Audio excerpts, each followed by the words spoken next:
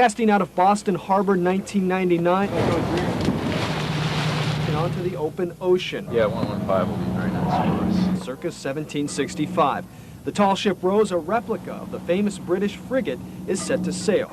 On board, an experienced crew. So tending the sheet is just that. It's not really easing, it's not really hauling, it's a bit of both. A ship mascot, and some very inexperienced trainees, including myself. We don't cast it off yet, do we? You know, I'm not sure what we're doing. I know I'm holding this rope.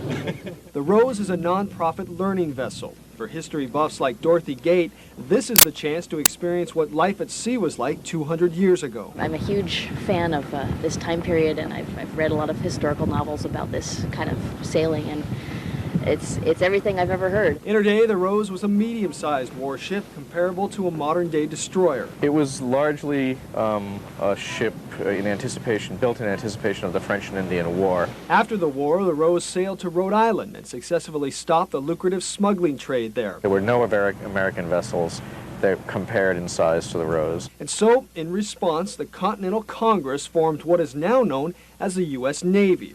During those times, life at sea was harsh, life aboard a battleship even harsher. On the original Rose, this gun deck went straight across the room.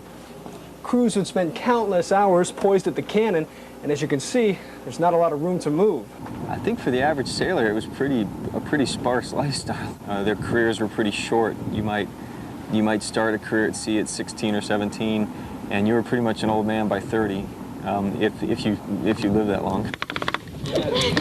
That would make a lot of us on the modern-day Rose pretty old. And although conditions today are not as harsh, they can be just as hard. Heave! Heave! Heave!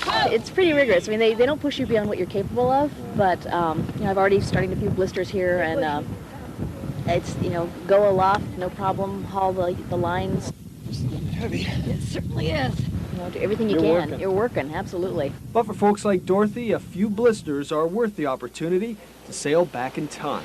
On the tall ship Rose off the Massachusetts waters, John Hopperstead, News Channel 13.